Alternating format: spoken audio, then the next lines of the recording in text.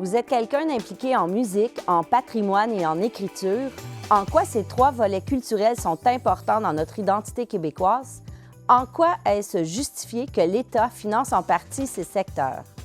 Donc, ces trois aspects qui sont fondamentaux pour comprendre l'évolution de la nation québécoise, son évolution culturelle, sociale, politique.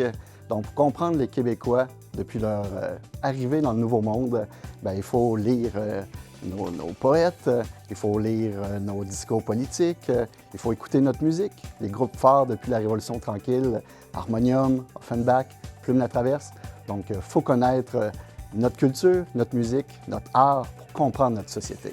En fait, c'est essentiel. Depuis 1992, depuis l'adoption d'une première politique culturelle ici en sol québécois, le gouvernement du Québec est responsable non seulement de la protection, mais aussi de la diffusion et de la valorisation de la culture québécoise. Donc, il faut investir dans nos artistes, dans nos chanteurs, dans nos poètes, parce qu'ils sont le cœur de l'identité québécoise. Vous avez un parcours diversifié. Pourquoi avoir choisi un chemin professionnel non linéaire? Que diriez-vous à des jeunes qui s'interrogent avec inquiétude face à leur choix de carrière? En fait, mon parcours semble non linéaire, de musicien à philosophe à historien, mais dans le fond, j'ai toujours suivi mes passions. Donc, j'ai tenté d'appliquer mes intérêts à mes objets d'études. Donc, j'ai comme fusionné l'aspect professionnel et mes loisirs. Donc, c'est tout naturel pour moi. Et le conseil que je pourrais donner à la jeunesse, c'est justement de suivre vos rêves, de suivre vos passions, parce que si vous faites ce que vous aimez dans la vie, ce qui vous fait vibrer, vous allez être heureux toute votre vie. Pourquoi avez-vous accepté d'être ambassadeur de la Gazette de la Mauricie et des environs? Pour plusieurs raisons. Tout d'abord, pour souligner mes 10 ans d'implication bénévole comme chroniqueur d'histoire dans la Gazette, mais aussi parce que je publie un livre dans le cadre du 40e anniversaire de la Gazette, donc un recueil de textes sur l'histoire de Trois-Rivières et de la Mauricie. Donc pour moi, c'était tout naturel de redonner à ce journal de qualité et d'envergure. Qu'est-ce qui distingue la Gazette des autres médias? Tout d'abord, c'est un journal qui s'intéresse au bien commun, qui veut défendre le bien commun.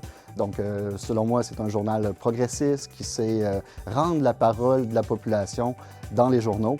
Et je pense que c'est essentiel au débat démocratique d'avoir une publication comme ça qui sait refléter les enjeux et les opinions de la communauté locale et de leur donner la parole. Pourquoi les gens devraient-ils lire la Gazette? Pour plusieurs raisons. Déjà parce que ça reflète l'opinion de la communauté. Et en plus, c'est des spécialistes, chacun dans leur domaine, qui s'expriment sur l'économie, l'histoire, les arts, la société.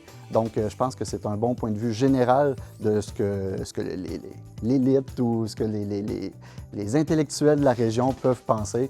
Donc, je pense que c'est un incontournable et il faut donner la parole aux acteurs locaux. Donc, je pense que c'est une bonne place pour justement comprendre les enjeux nationaux et pouvoir prendre notre place dans le débat démocratique. Pourquoi les gens devraient-ils faire un don à la Gazette? Parce qu'après 40 années à avoir traversé toutes les tempêtes et tous les imbroglios, c'est sûr qu'il faut soutenir la presse locale, surtout dans les régions. La disparition des médias hors des grands centres urbains est devenue une grande problématique. Donc, de soutenir la Gazette, c'est la meilleure manière, justement, de s'assurer que la voix des Mauriciens et des Mauriciennes puisse être exprimée et puisse circuler un peu partout dans la société québécoise. Quel est votre coup de cœur culturel à découvrir en Mauricie?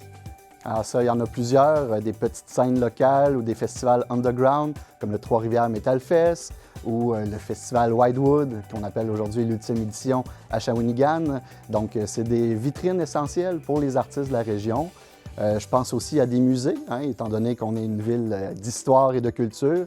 Donc, le musée Pop avec la vieille prison, le manoir Boucher de Niverville qui raconte l'histoire de la Nouvelle-France. Donc, je pense que ce sont des institutions essentielles. Et si vous aimez le théâtre, je crois que les ligues d'improvisation de la région sont aussi là, au cœur de la vie culturelle, entre autres avec la LIM, qui est la 3e plus vieille ligue au monde. Donc, on a tout ici pour être choyé par notre culture québécoise.